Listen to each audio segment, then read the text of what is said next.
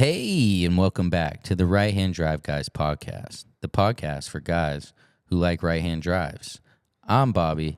This is Aaron. Yo, yo. And this is our 100th episode. The what? 100. 100 triple digits. We did it. We made it. I called my mom right before this. I told her. I amped her right up about it. Nice, dude. Yeah, she told me and break a leg. I hung up on her. Can't let the haters get to you. Yeah, for sure. But yeah, we're pretty excited. Obviously, 100 episodes for us is a big deal.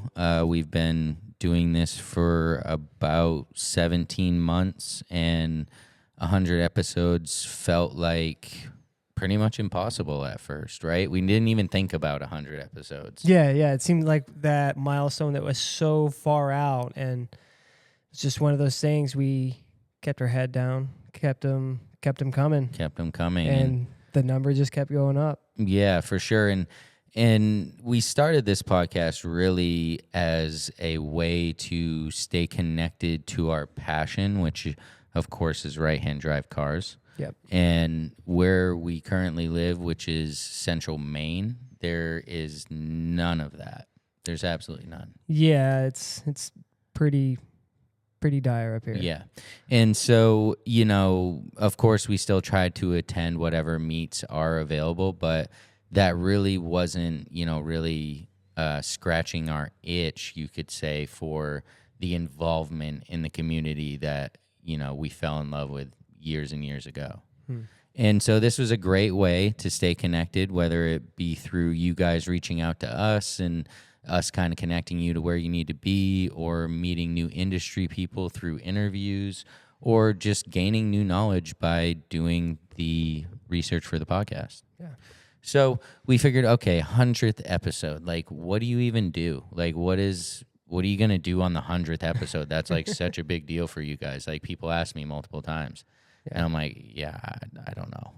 I really don't. Yeah, I mean, I don't either. Another episode, right? Another episode, Some more topics. And so here we are, 100th episode, and what we're going to do is let you guys in on a little bit more about us. As we were reviewing all the past 99 episodes, we kind of realized we never even introduced ourselves beyond, I'm Bobby, this is Aaron. Yo. And that's it. That's right? about it. And so we're like, how can we help connect with our listeners and let them in on just a little bit more about ourselves so that, well, they know who they're listening to, right? Right.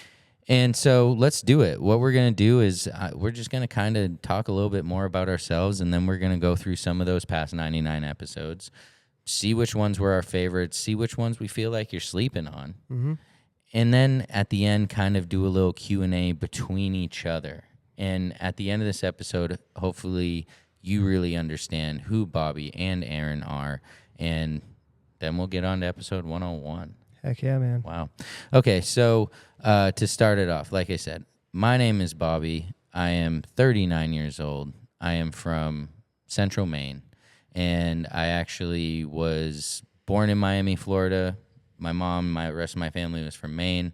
I've pretty much been here ever since, besides when I was in the military. And I actually got to go to Colorado when I was in the military and participate in the car scene there. I had, right-hand drive Civics. This is back in 2007. I had right-hand drive Civics. I had Evo 9 MRs, 2 of them. Just, a plethora of, like, different cars that I could be involved in different parts of that community out there in Denver, Colorado Springs, all of that. And so that was really awesome because I really got to see how it could be. Coming from Maine, being one of the few import car guys, we do got some muscle out here. We got a lot of classics. Right. You know what I mean? But imports, it was very slim. So, showing up in Colorado was like a culture shock. That's why I had to buy 3 cars because I was just so like, whoa, Right. And so I really got to experience what the real car scene was like. And then, shortly after that, I moved to Nashville for actually what was my second time. Met this guy here, had a different right-hand drive Civic Type R at that point, and also an EG, turbo EG SIR hatch right-hand drive. So you know, that was really cool. And if you've listened to the past stories, then you know that we met just driving on the highway to a Burgers and Cream meet, and two right-hand drive cars, the only two right-hand drive cars at the meet. Right. You know, and we pull up next to each other, and so this is how we met. Quite the coincidence. Yeah, it really was quite the coincidence back then. And, you know, and this was back in 2009. Yeah. Ish. And so that was quite a while ago. That was 14, 15 years ago. Yeah. And, you know, since I have just really been working on developing my career, and I've had, you know, multiple other cars, right-hand drive Hondas, R35 GTRs, like, you know, quite a few other cars. And then today, now I'm kind of settled where I'm at in my quest for the vehicles, and kind of have my, I don't know, my perfect little list that I'll be happy with. And that's where I'm headed as far as cars. I got a family. I got 2 daughters, a business in which this guy is a major part of. And yeah, I mean, I'm just another car guy doing my daily hustle so that I can enjoy my passion on the side, right? Which I feel like is a lot of us, you know? Right. Doing what we got to do every day so that we can do what we want to do, you know, when we get out, so to speak. So that's me. My name's Bobby Rosso, and this is Aaron Baird. Yep, that's me. Mm-hmm. I am 36, just turned 36. Happy birthday, by the way. Oh, yeah, thank you.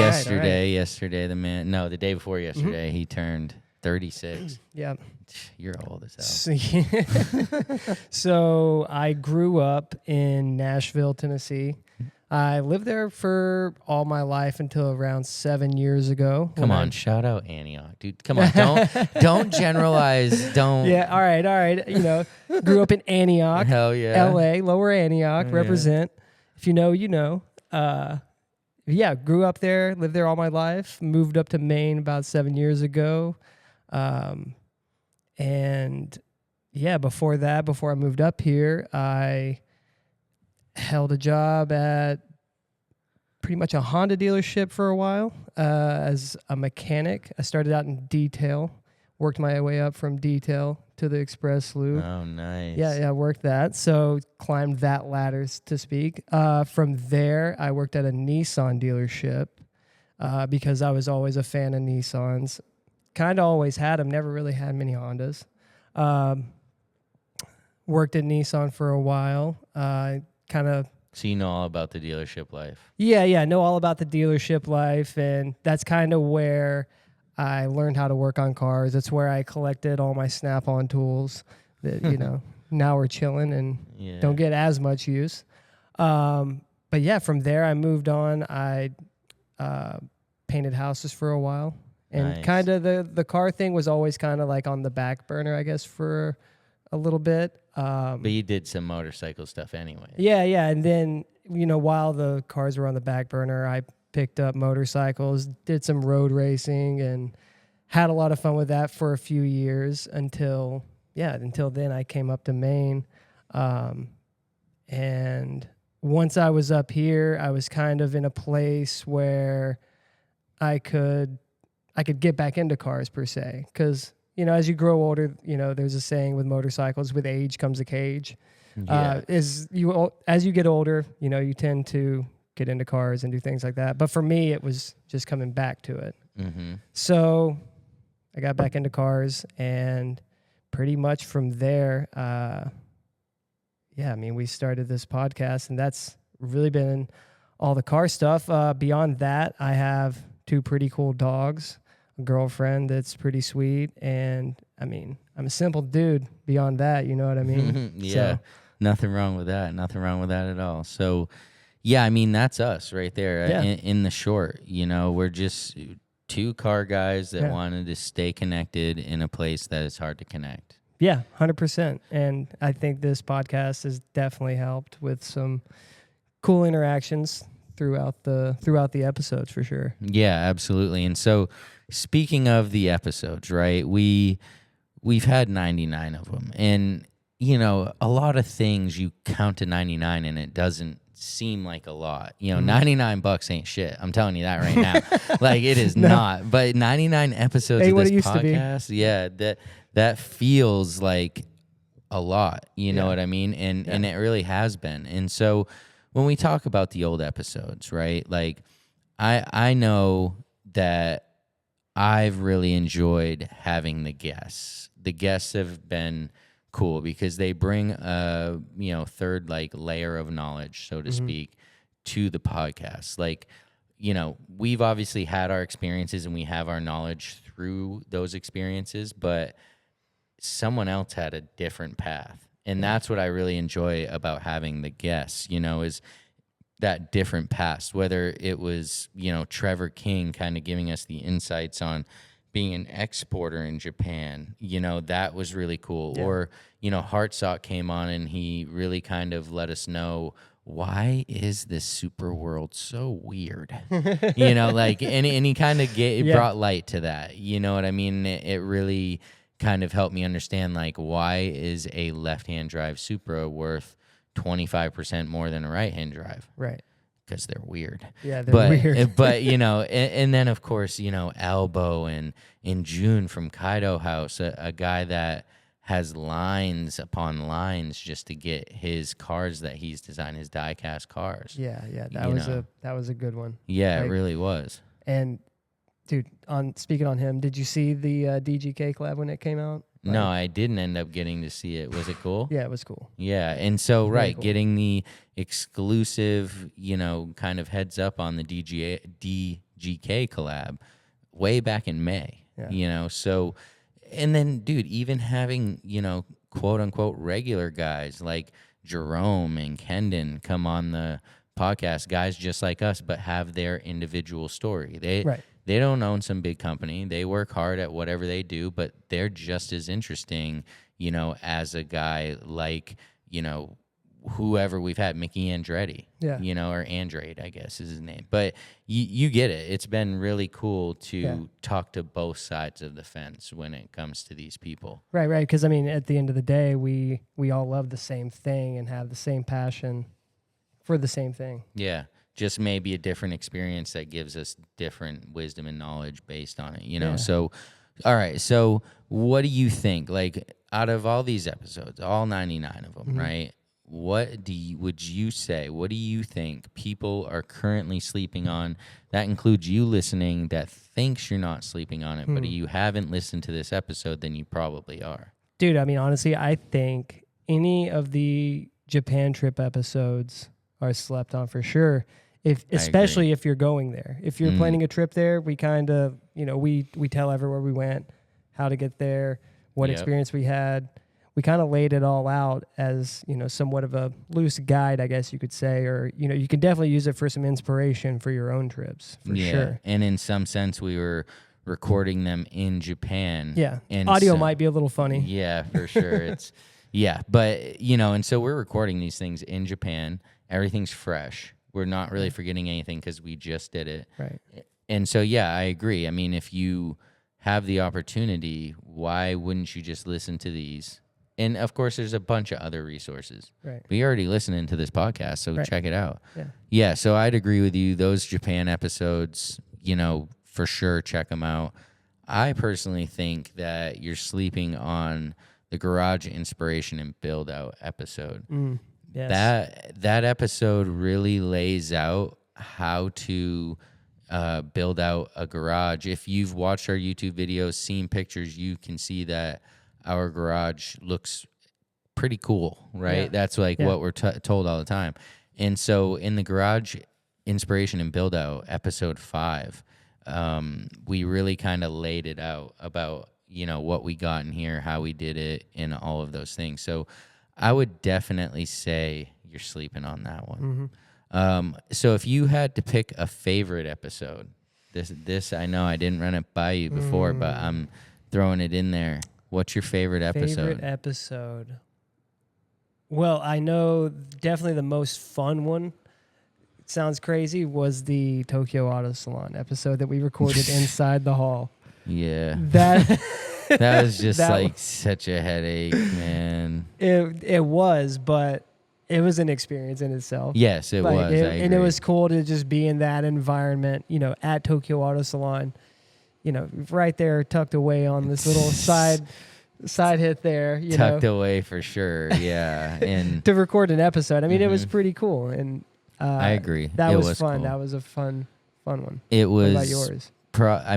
I would say the auto salon one, that's not mine, but because it was like a headache. There was just a lot of people. Yeah, there. There's a ton of people, and you're trying to find a place where they're not going to run into you, bother you, knock over your camera, whatever it may be. Yeah, it turns out all that happened. Yeah. And we're like, oh, okay, this spot's perfect. There's nobody. It's on the side of this wall in between the booths. We're good. Yeah. Man, people were walking by, stepping over us, knocking the camera over multiple times. Yeah. It was very stressful. I forgot what booth it was, but I guess too. that was their partition that we had the phone leaned up on, and at one point it was rocking because they were bouncing off the walls or something. They had a bounce house in there. I don't know. It's what it seemed like, but we got it done. Yeah, we did it. It was so fun. And yeah, we've done episodes, live from these different places like Tokyo Auto Salon and Import Alliance, and these things have been cool experiences regardless of the hiccups. Yeah. I don't know, man. I've really enjoyed a lot of our episodes, but I feel like, when you say the most fun, that made me be like, yeah, no, I guess you're right. I've enjoyed the Hot or Not episodes because it's kind of more of a game. Right. And I enjoy the game thing, game part of it, where you're being quizzed and you got to give an answer and rapid fire. And right. So I've kind of enjoyed those Hot or Not episodes. And maybe that's a hint that we need to play a few more type of games. I don't know, maybe with a guest. Yeah. And we're the hosts and, they're playing. So, right. But I've enjoyed every episode that we've done. It's really been quite cool. And again, especially the interviews, that has been a blast for sure. Yeah, those have been cool. Linking up with some people that actually have a bit of knowledge and just that different knowledge. Yeah, and a lot of times you're like, oh shoot, I didn't know that. Okay, cool, noted. So okay, that completes our reminiscence of the old episodes, and now we're on to the questions. Okay, now these are questions that neither of us know the other one is going to ask, and we decided we're, discussing and interviewing with these other people. Why don't we do that to each other? And then this also helps you understand who we are anyways. So, okay, you ready? I'll go first because I have one more than you, so it seems like it makes sense. Okay, sure. All right. So, why the imports, dude? I know your dad was a Stang man, and I know you've had one, so why not stay in your lane? Huh?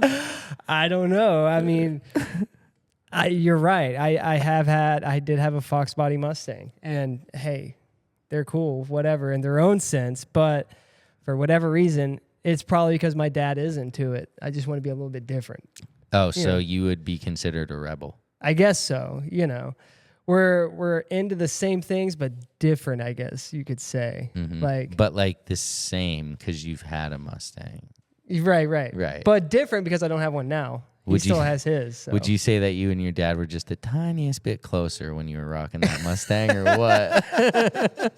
You guys could talk about Dale Earnhardt and stuff a lot better. I don't know, because even then when I had it, I still had, I don't know, that JDM touch, I guess you could say, it wasn't way it his was lowered, style. And it was he's like, had what the white hell are you wheels, doing with that thing? Right. Yeah.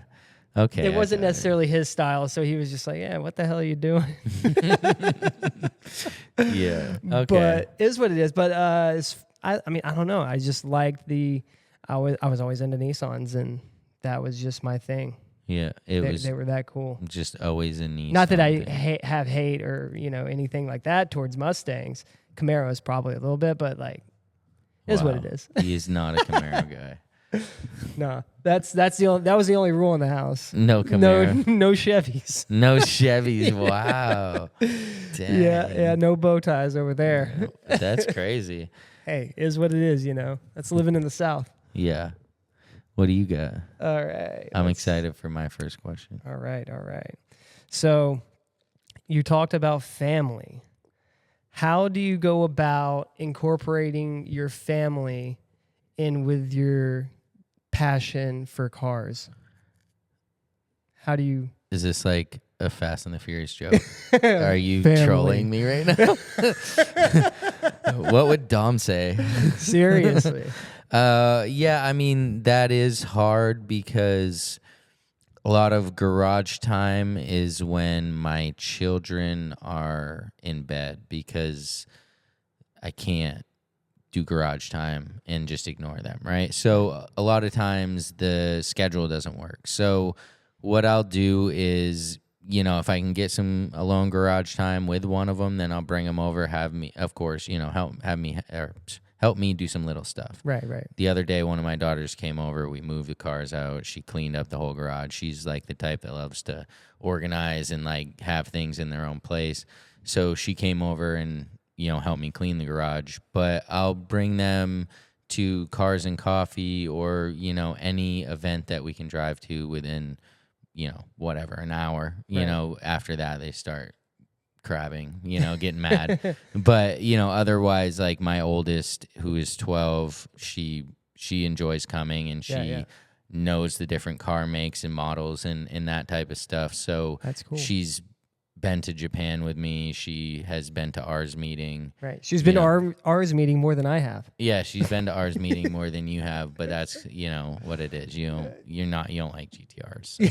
So. But yeah, I mean, I try to integrate them as much as I can.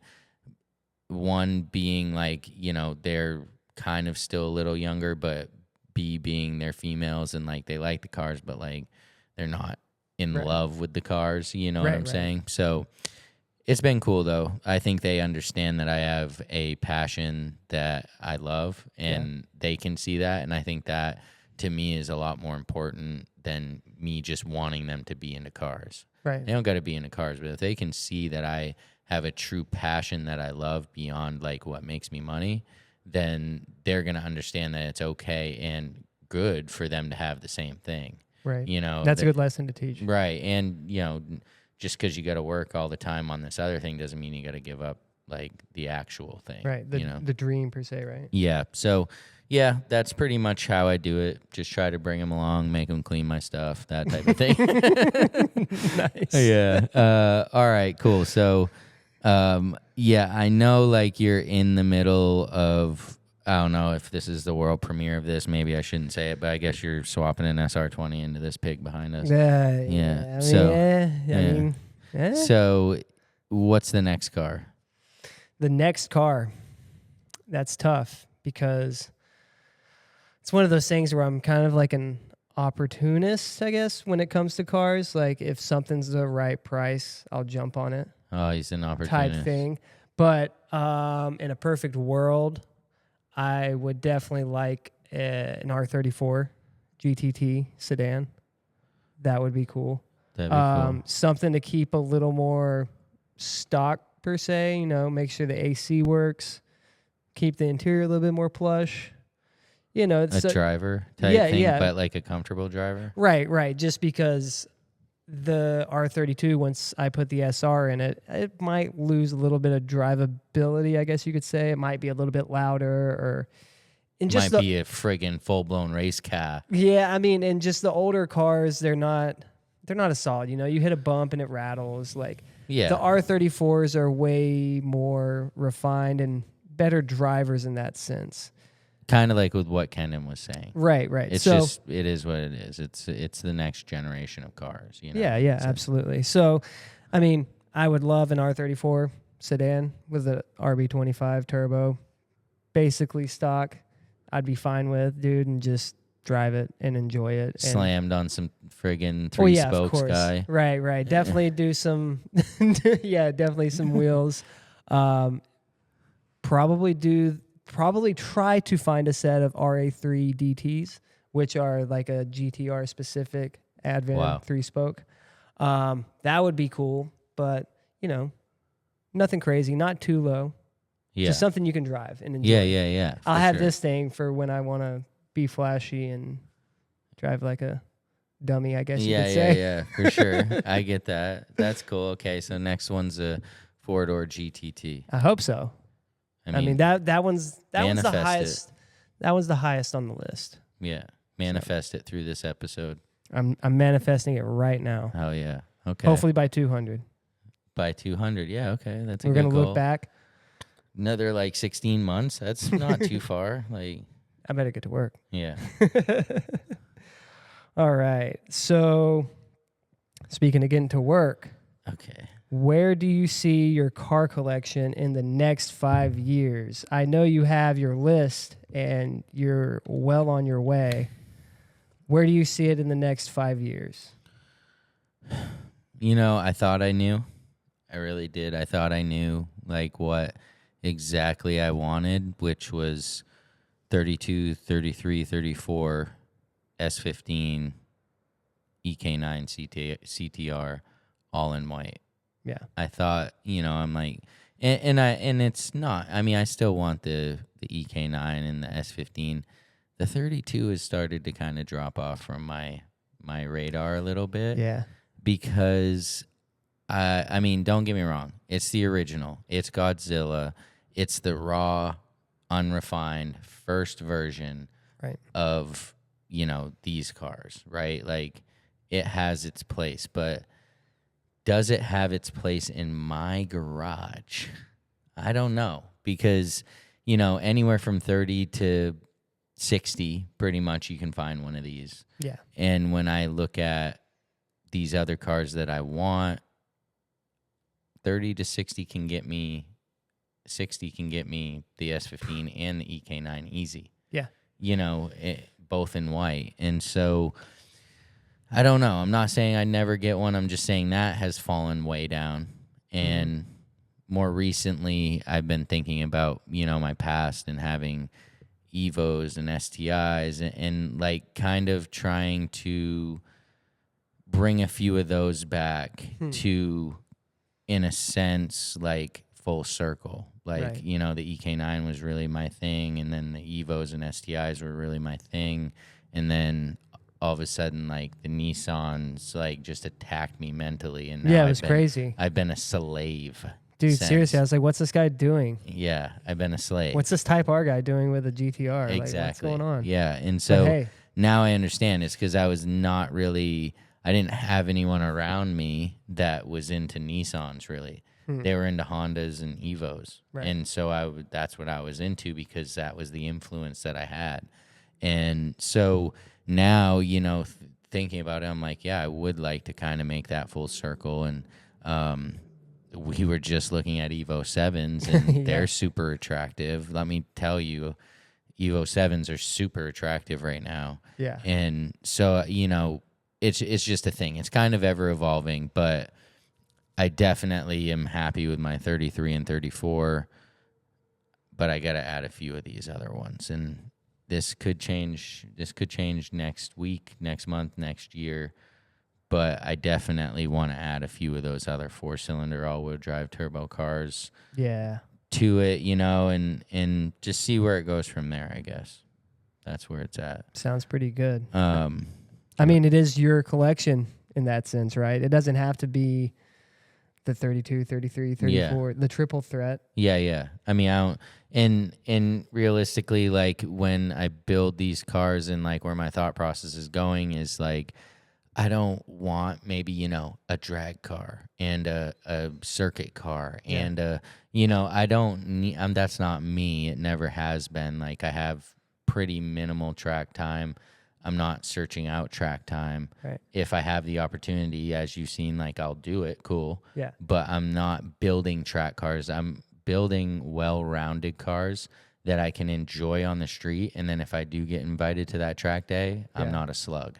And that's it. I don't need to win the track day. That's not my goal. Winning track days. Right. Yeah, I'm not. Exactly. You know what I'm saying. I'm not trying to win the track day. There are those dudes. Yes. And so that's the thing. I want to be able to drive onto the track, have a great time, have my car perform, drive off the track, and drive it home. Like, that's what I'd like to do. So, yeah. And I mean, so why have a 32, 33, 34 before getting some of these other things? Yeah. Because they're all going to be like close to the same car. Right. Minus, of course, a few things, you know? Yeah. From the 32 to the 34, it's like, yeah, it gets a little redundant unless you do unique builds on each of them. And then, yeah, it kind of makes sense. But other than that, it's just like, yeah, it kind of gets a little redundant. Yeah, absolutely. That makes sense. All right. So for you, how has being in Maine changed your life when it comes to cars? Parentheses, good or bad? Yeah, I mean, so it's different for sure. It's way different because when I was first into cars, it was from, 07, like right as I graduated high school. It was 2007. It was back in the forum days where you could hop on a forum, and that's where I met like the group of car dudes that I hung out with. And that's where I found out about all the meets that I'd pull up to, like all that. It was all on the forums, and like there would also be all the discussions on the forums and all the banter and all that. Oh, yeah. And then now that we've kind of gotten older, it's just changed because, well, one, there aren't any forums anymore. Sure, there's like Facebook groups and stuff like that, but it's just, I don't know, adulting takes a lot of time. Yeah. And that's one of the things about, being a kid per se, in my 20s, I had a lot more free time. And that's where I had the time to do all that type of stuff. So up here, it's just like I'm lucky to get enough time to work on the car and kind of keep it going. And, I can enjoy it by driving it and commuting to work or whatever it might be. I'm not necessarily searching out car meets and things like that to go to. If I'm invited, I'll put it on the calendar. If the car's running, I'll go. See, yeah, if the car's running, I'll go. It's been a struggle this year. I've invited him to Cars and Coffee every single month, and the car it hasn't agreed so far yet, dude. It's been tough. Yeah, so it's just changed in that way, but I mean, it's also probably a large part I have changed in that way, where I'm not seeking out community, I guess, as much in that sense. So I don't know. I mean, I think it's good though. Whenever we do go out, it's always cool people. It's always, good vibes. We're the center of attention because we're pulling up in two Skylines and there's nothing even close to it. Well, beyond that, I mean, I think I could pull up in the Fit and still seek out that it's like, good vibes, and it's not anyone causing any trouble. There's no drama. It seems like, Yeah. I mean, there's a bad egg every once in a while, but But, I mean, I think it's more, that I have changed, I guess, a lot more than the scene has changed. Yeah. But, dude, the scene up here is vastly different. Just buying parts and finding used parts alone in northern New England, I guess you could say, is just a pain because, like, you're either, having to drive a few hours south, a few hours even west into Canada for some parts I've seen pop up. I'm like, oh, that seems like a good deal. But I'm like, oh, wow, wait, that's Canada. That's another country. So yeah, it's just, that's definitely a tough thing, is finding the spare parts and just cool stuff that you might run across if you live in a more of a metropolitan area where there's way more people and way more stuff like that floating around on Marketplace. Yeah. I guess you could say. Like, yeah, I mean, dude, Squirk's the marketplace master, down south, dude. He's talked about all the deals he's came across. It's 800 pair of wheels he got off Marketplace. Seriously, all for steals, and like, I can't find a steal up here for nothing. No, so. That's for sure. So yeah, I get what you're saying. It's not necessarily the location as much as it is time and like not necessarily maturity, but changes of life. Yeah, and also the scene up here.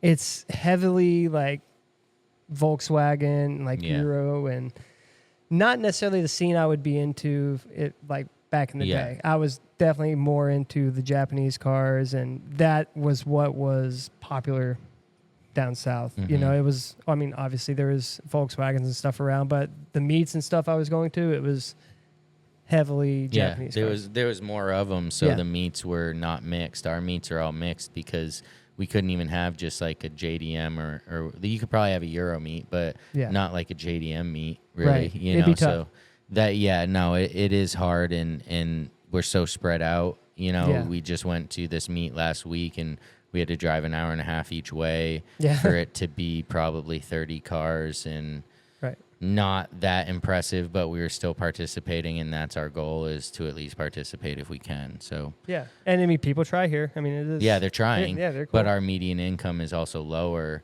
It's a lot different economically. So what do you got? All right. So, who or what are your biggest influences when it comes to modifying your cars? That's one of my questions for you. That's one of my questions for you, man. Oh, man. Oh, Paul Walker, man. Paul Walker or Brian O'Connor? Oh, Brian Earl Spillner, dog. Oh, wow. Yeah. Sounds like a serial killer name. Yeah, I mean, it is. So what are my biggest influences? Man, that's hard, because of course it's like, oh, you know, like these guys, right? These JDM icons. Yeah. You know, like, of course, I got the laundry list of JDM icons, you know, but I mean, I would say my biggest influence isn't like certain people, it's the style of car, right? Like, I haven't ever been one to be a follower to single people, you know, idolize single people, right? Like, I definitely have the utmost respect for a lot of people, but I don't necessarily, like, maybe I look up to them, but not really. I look up to whole groups of things, you know? And so for me, you know, I look up to styles of cars. And so that's why, especially these days, most of my cars will kind of be the same style. Like, I wouldn't call it OEM plus, but like the quiet, balanced, clean, like, vehicles, right? And so subtle in a sense. Yeah. And so my biggest inspiration are the people who build those cars. You know, like, whatever, you know, like a Built by Legends car. I look up to those cars, so to speak. Or you know, a Mugen built Civic. I look up to a Mugen built Civic. You know, like, it's just not specific people, which is like, it's always really been that way. Even when I was a kid, like, who's your idol? Like, well, I don't know. I like Sesame Street. They're all dope. The whole crew is dope. Dude, you know, sick, like, Big Bird. It's all good. You know, so and that's kind of the same thing today. I just have a hard time, like, really looking up to a single person instead of like a group of people who do something. You know, so I'm sorry if that didn't answer your question, but like, what inspired LMGT4s on both 33 and the 34? What got you on that one? I mean, they're sick wheels. They're sick, dude. They're sick, but they're the OEM. They're the wheel that is, of course, from the best wheel maker in the world, but also is tied in to Nissan. Yeah, you know, and my wheels have 9 times out of 10 always been a raised wheel, regardless, and they've always been pretty much TE37s, you know, and so this is the, like, ultimate TE37, even though that's not what it is, but it's still that style of wheel. And then you add, like, the collaboration with Nismo on it, and, like, I just don't see what else I would even put on there. I don't, like, sorry, and people can think I'm lame for that, but I personally love that, and that's what I'd do that with a 32, and I'd feel just as great about it, you know, because that is, but I lie. I mean, I would do like LMG T2s on a 32. Yeah. Like it's a That'd different thing. And correct. Right. And that is like it, right? Like I would do that, but I wouldn't put whatever other, I don't know the names of any other wheels. All right. So besides the United States, Australia, and Japan, where do you think JDM cars are really thriving right now? Besides the big three. What was the big three? It was here? US, Aus, Japan. Australia, and Japan. Ireland. You think Ireland's the spot? Ireland is sick, dude. Like, or maybe I watch too many juice box videos. I don't know. Call it what it is, dude. But they have like some sick cars over there. If you're into like the low drift style, like, dude, it's insane. Like some of their meets and events and stuff over there, you would second guess yourself, like if as to where you are. Yeah, right. If you didn't see the goofy European tags on all the cars, like you would think it's in Japan. Like it's pretty insane. And like if you're into A86s, they're huge over there. Like there's I don't know how many retired drift car A86s that have ended up in Ireland somehow. Oh, I thought you meant like they made bigger versions of the A86 over there. I was so confused. Yeah, it's an A86, but it's like the size of an excursion. Yeah, A86 XL, dude. That's sick. Cool. Yeah. Sorry, keep going. Yeah, but Ireland, it's huge, and that's, I mean, to my knowledge, that's the only place I really saw it. There's other Asian countries as well. Like, I believe Malaysia has a pretty... Yeah, that's what I was thinking, Malaysia. Yeah, they got a decent size scene. But, I mean, that's so close to... Yeah, it's easy. Yeah. Ireland's kind of far. Yeah, it is far. I mean, it's not close, that's for sure. I mean, they definitely got to get on a boat, right? Yeah, that's for damn sure. Okay, cool. So I got it. It's Ireland. Yeah. That's my answer, at least. If someone else knows anything better, then holla. All right. Do you think any JDM cars that are made in the 2020s will achieve the legendary status that the ones did from the 80s and 90s? I think we're seeing most models that Japan is beyond... Yeah, like special editions. Right. And some of the smaller case stuff, I guess. Right. Yeah, of course. But when it comes to the big auto manufacturers and like these cars that they put out over the past 5 years, it's cross. Like we have them over here besides some special editions. Right. Like what, I don't remember the name of for example, the GR Yaris. Right. We don't have that. The Yaris. We don't. Yaris. Right. So that I could see being something that's in demand here. It's not there. I mean, in 2050 or 49, if we can even have ICE cars out here, right. If we can even import new ICE cars, then I think it would be those special editions. You know, like there's a Mugen FL5 that was super limited over in Japan, something like that. You know, these type of things. But we've got most everything, and we're seeing the end of when Japan was holding back models for themselves. We're seeing the end of that with like what we were talking about, the DC5 Integra Type R, the Evo 7, right? Like the Bug-Eye STI. You know, I can't remember which one that is, but these cars are coming to an end because it after 2010. Everything has mostly been shared cross-continent. So, yeah, I think there's some special editions, but I don't think that there's that many full cars. It will not be like it has been these past 15 years. It won't be. Like, it's just not, you know? So, yes and no. Yes, some special editions, but not anything near like it is today. And I think you'll see like a real kind of drop in the amount of importers and stuff after a certain year because that inventory is going to shrink. They're already scalping everything out of Japan that they can. They'll go to some of these other countries that got them and try to offer higher prices and get them over here. But after that, they're there's just not going to be anything that's not worth, getting on Marketplace and buying left-hand drive. Yeah, that's true. So to speak. So that's just my opinion. Hit me up if you got another one. I'd love to hear it. I might be missing something. Yeah, I mean, I really don't know of anything. And, like, I think the cars that are being produced now might be special because they're some of the last of internal combustion engines. If that's how it goes down, which I hope to God it doesn't. Yeah, I think everybody listening could agree.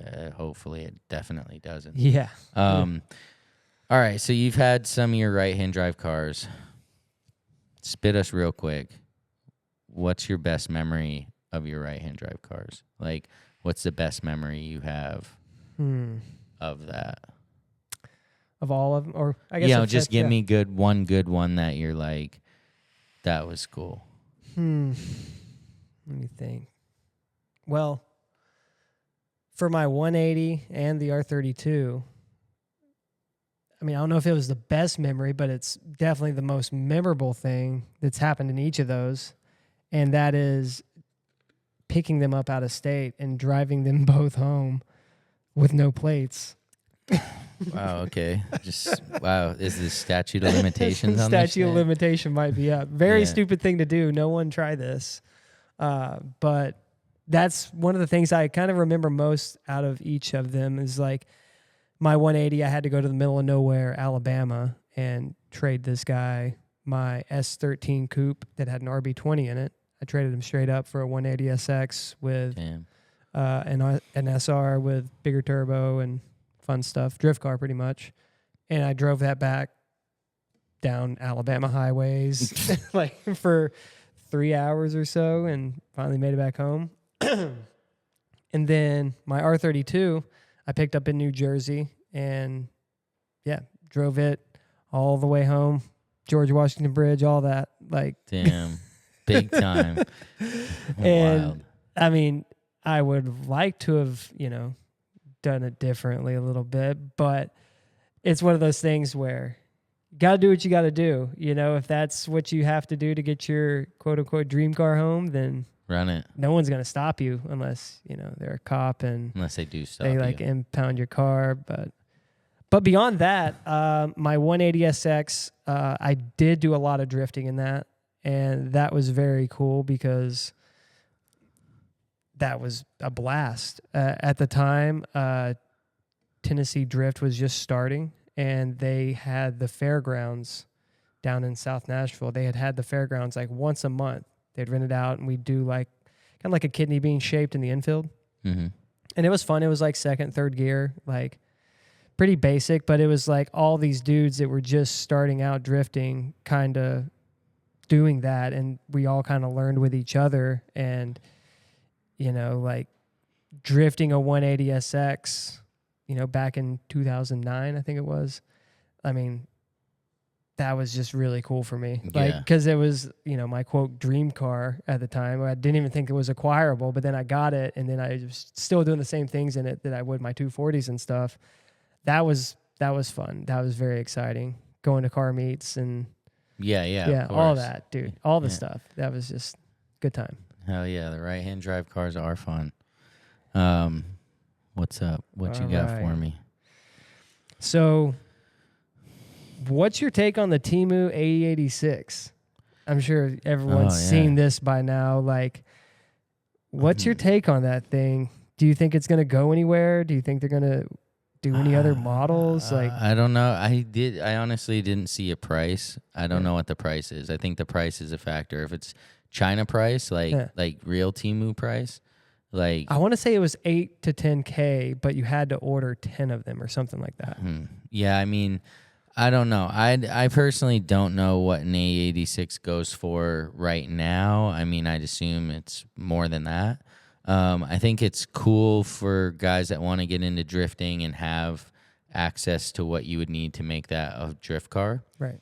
I'm not sure entirely what it all comes with. I just saw a picture of it on a stand and like. Oh, we all saw the pics. Yeah, and I mean, I don't know, man. I mean, I think it's cool and I think it's shitty. I think it's cool because it gives you an opportunity to have a a fresh drift car, right? Because these obviously aren't titleable or anything like that. And I don't know what the legality is of it. Can they do the AE86 because of its age? Like, what's the deal? Right. How is it not copyright infringement or in something, or whatever it may be? And so I think it's cool for the fact that you can actually get the old car clean and straight. Yeah. For drifting. I think it's lame because I think Toyota put a lot of work and effort into it, and if they're not doing it correctly, then you're just ripping them off like every other rip-off part that we've seen come down the chain. But that's tough, though, because Toyota's not reproducing them. Right. You know what I mean? And same with like some of these part manufacturers. It's kind of a weird line in the sand where it's like, well, is it the replica? Like, is it okay because there's not any more of them around, or like you can't buy them new anymore? And it's hard. I agree. Like, it is hard. You say it's a replica, obviously, but it's tough. Yeah, it is tough. So it's like, it's not for me. I mean, if they come out with an R34 GTR, I'm going to be pissed. That's what I was going to, that was my next question. Do you think, like, what do you think that would look like? Do you think the internet would be in a bigger uproar and there would be dudes placing orders for R34s? Oh, yeah, for sure. And if so, okay. They'd be VIN swapping GTTs and shit. Why? I'm serious. Why? I wonder why they did the AE86 and something like the 34 is such a... I feel like more people would buy the 34. Or something. I there has to be something. I mean, if you know about this, please. We've been talking about this for 2 weeks, and we got no friggin' clue what the hell's going on and how they can do this. So, if it's just they're being sleazeballs, figures. But if they have a right to do this somehow, like, let us know. Yeah. All right, my turn. Yeah. This question might be a little personal. But I noticed you're in your suit today. Your ass suit, and so do you have an OnlyFans for the people or what? Nope. Oh, that was the Maybe. question. Oh. All right, link in the comments. Go ahead. Is this your last one? Wait, was that really the question? Yeah, see it right here. Do you have OF? Should I? I don't know, man. They want to see you pull this motor and shit, dude. They want to see you change the oil in that bitch. Easy. Oh, shit, my mom sorry. listens to this. Oh, shit. Sorry. Go ahead. All right. So, dream build for your R34. What is it? No, nothing is of object. What's your dream build? Again, a trend. Like, what, I don't say I was ever into big horsepower. Like, I never have had crazy horsepower. I think the most was that 35 GTR, whatever even was that was, but it was ridiculous, especially with bald tires. That thing was sick. But I mean, I've never been like super high horsepower guy. I, especially when I was into Hondas, was more into handling and NA, ITB, you know what I'm saying? So when it comes to the 34 GTR, it wouldn't be like a huge single turbo with, this crazy amount of power, right? Like some of these guys got 1,000 plus out of their 34. Like, I would be extremely happy with 600, 650, like HKS 2.8. I would love to go with the biggest twins that I could. I would keep it twins if I could obtain that number, but I want like the response and the balance over just the flat-footed, like, put you back in your seat roller coaster style G's. Like, that's not, I don't know, that doesn't like really turn me on. It's more like I said, like, my dream build would be the build where I can take it out on the streets. It's drivable. It's fun. I can waste you on the highway. Yeah. And then if I get the call to go win the track day, I can go maybe not win the track day, but at least enjoy the track day and not have any real limitations on the car. Yeah. But also keep it on the track, And so exact specs, I don't know, 600, 650, biggest twins, HKS 2.8. Figure out the rest type 2.8. thing. 2.8. Yeah. Not the new 3.0? Too much? I mean, if it made sense, if if I needed it to spool the turbos, Yeah. sure. But if not, like, the 2.8s, definitely. let's keep that like a little bit, that would make more sense. And then of course, otherwise I would take a few different aero parts. I'd love like Z-Tune hoods out of my realm, but like a V-Spec 2 hood would be cool. And some other little body stuff. And of course, I'd just keep the LMGT4s, throw on the 35 Brembos. Yeah. Yeah, it's simple, man, when it kind of comes to that stuff. Like, I want it to function and look good, and it doesn't need a bunch of the extra, which is, it's cool. I'm cool with that.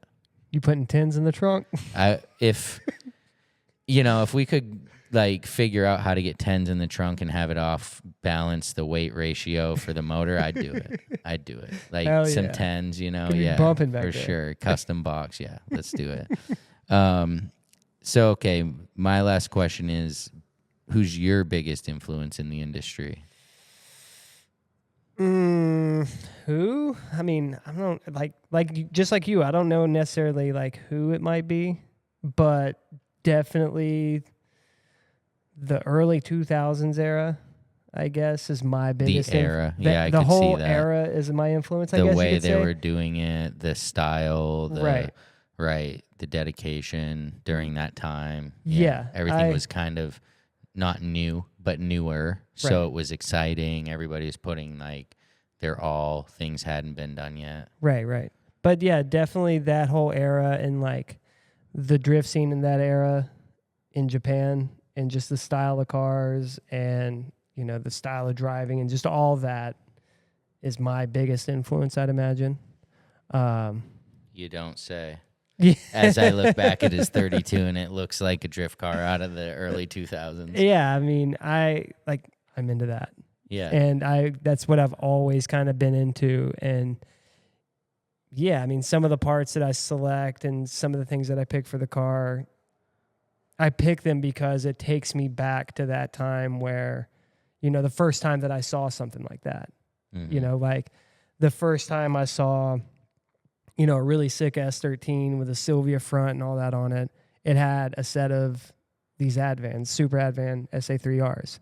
And ever since then, I was like, oh, dude, those wheels are sick. Those wheels are sick. And that, just always stuck with me.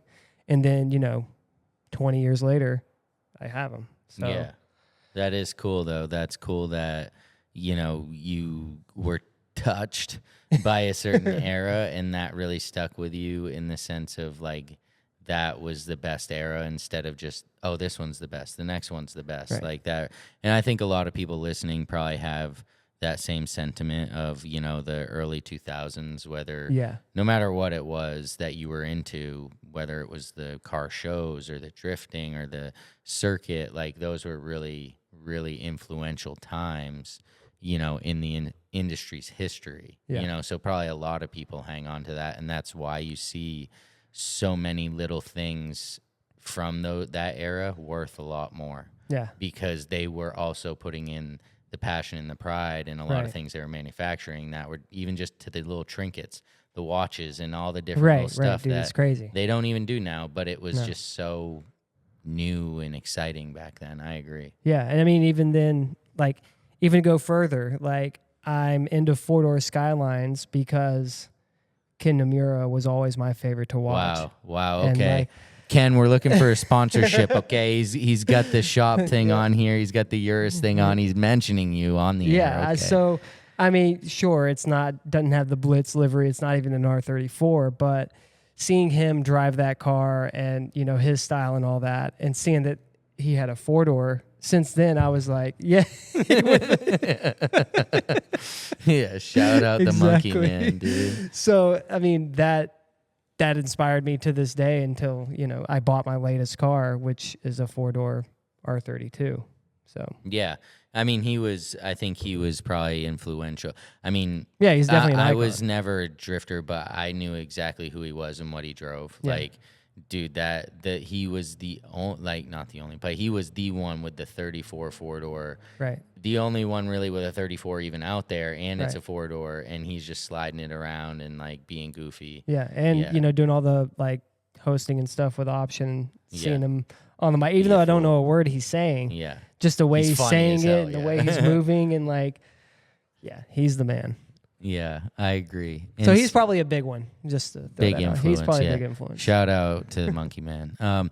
So yeah, I mean, we just want to do our 100th episode, real kind of chill and laid back, and just enjoy each other in the sense of finally getting to introduce ourselves and where we stand. And we definitely wouldn't be doing this if it wasn't for you. If we had, 0 streams and downloads, we probably couldn't have made it to the 100th episode. No. But we did because you are supporting us, and we really appreciate that. Yeah, 100%. 100%. All about the listeners. Yes, Love from it. the bottom of our hearts, just two guys up in Maine. Thank you very much for listening to 100 episodes of us. Yeah. Thanks for putting up with us, yes, honestly. thanks for putting up with us. Our old ladies can testify that it's not always easy. But if you want to support just a little bit more, feel free to hit us up on rhdguis.com. Check out the merch. Look at it. I'm going to post up in the comments or the description. There will be a discount code for our 100th episode. Save you a few bucks. Support us. Rep the brand 100%. But for episode 100. 100. I don't know. Do we just go for another hour? Like, I don't want this to end. For episode 100, I'm Bobby. This is Aaron. See ya. Peace.